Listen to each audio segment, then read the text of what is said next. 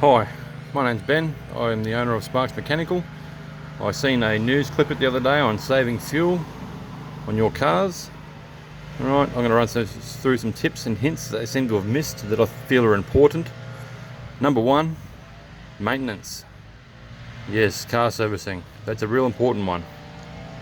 Right, the people that run their car into the ground and don't change their oil, they're chewing heaps of fuel. If you keep your oil in your engine clean and you do regular servicing, your engine will run smoother, right? It'll have more compression, and that compression will be used where it should be to make power to push your car along. Alright, so oil change is important. Secondly, in here is the air filter. Now if that air filter is dirty, it's going to cost you money because it's not going to be breathing as well as it should. So the air filter is like a vacuum cleaner. When your vacuum cleaner starts clogging up, it gets harder, doesn't suck real well, you hear the motor starting to work harder.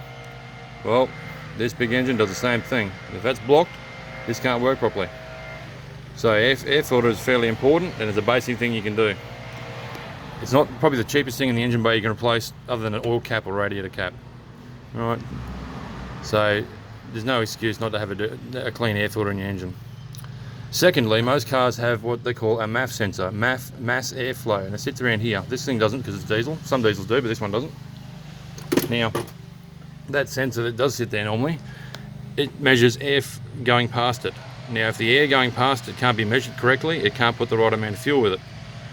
Alright, most mechanics are so lazy these days, they won't pull that out and clean it. So ask your mechanic when you do book it in, do you clean the MAF airflow sensor, MAF? That sensor is important. It should be cleaned every service. All right, you clean that every service, your car runs smoother. You're going to chew less fuel.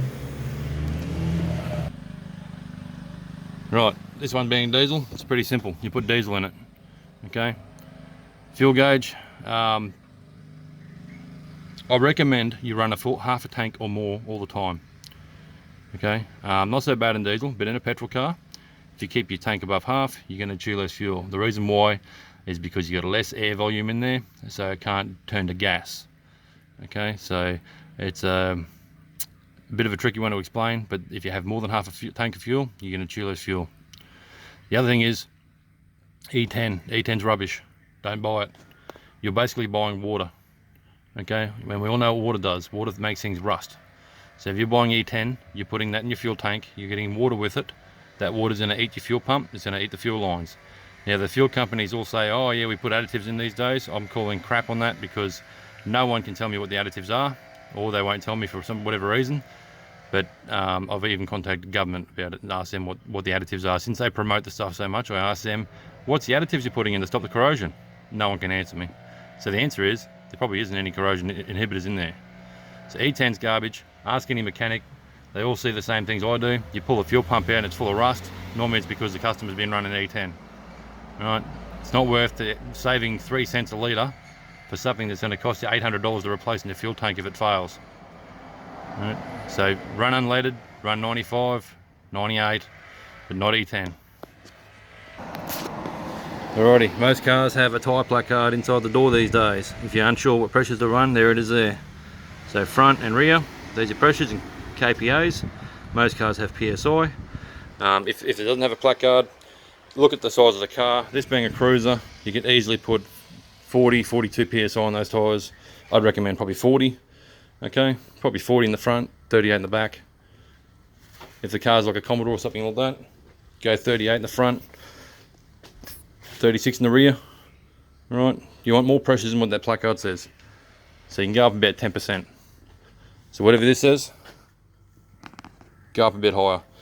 This is for comfort, all right, and handling. It's not to save fuel. So if you want to save some fuel, put a bit extra air in your tyres. That'll save you fuel. It also saves tyre wear. Your tyres will wear out better with more air in them. Alrighty, how many people have these in their roof? Little roof racks. Seems to be something that everybody seems to buy and no one ever uses. If you're not using them, take them off your car. The amount of wind that's hitting this, alright, it's going to cause a lot of pressure on here if the wind hitting it, and that's going to slow your car down as well. You'd be surprised on how much energy it takes to push these through the air. It'd be the same as you trying to swing a big metal pole through the air. You can feel the wind hitting it. So at 100k an hour, they're going to cause you, well, it's going to make you chew fuel. So take them off, and in the back of the car, if you've got stuff in the back of the car, like, you know, just anything, prams, bikes, scooters, just any rubbish, get it out of your car. All that extra weight's costing you fuel. Everything is in the car that's got weight in it's costing you fuel. If you're putting big bull bars in your car, it's going to cost you fuel. If you've got a winch in the front, it's going to cost you fuel. All those spotlights you add to it, it's costing you fuel. Alright, so limit your accessories to what you need. If you can take them off, take them off. Alright, last bit of this video, just a simple demo. I've got 3 bottles here. One's got old oil, one's got old oil that I covered the bottle with and then tipped it out and then tipped new oil in.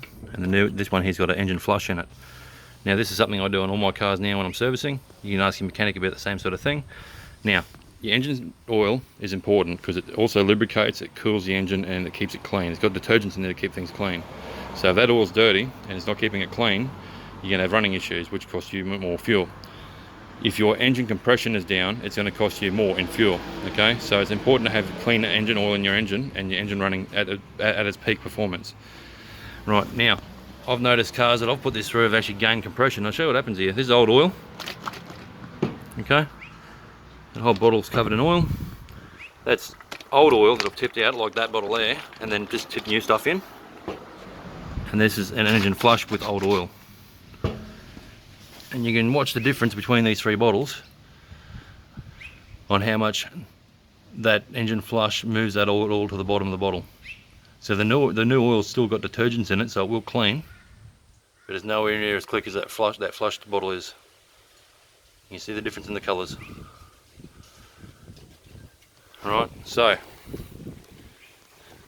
yes, it costs a little bit extra during your service, but if you put a flush in your engine, it's going to clean the sludge out. Okay, all engines build up a slime or a sludge over time if they've been neglected. Easiest way to tell would be take your oil cap off, look under it, that's pretty clean. Right, this thing's is actually pretty clean for diesel. If you pull that off and it looks like there's mayonnaise or Vegemite under there, that basically means the engine needs more oil changes, or somewhere in its lifetime it hasn't had enough. Now don't forget, mileage is how far the wheels turn. It doesn't tell you how many Ks that engine's actually done, because if you're sitting at the lights or you know, a lot of the time and you're driving, or you live in the city, your engine is running all the time. So even though you've only done 10,000 Ks, that's 10,000 Ks your wheels have gone around, basically. Doesn't mean that doesn't tell you how many kilometers that engine's done or how many revolutions that engine's done. Most machinery have hours on engines, not kilometers. So bear that in mind. All right. So most people driving in the city probably should be doing it a little bit more often than 10,000 Ks. But I recommend every 10,000 myself. Anyway, hope you enjoyed that video. Something to be aware of. A couple of easy things to look at. Yeah, you want to save on fuel? There's your tips.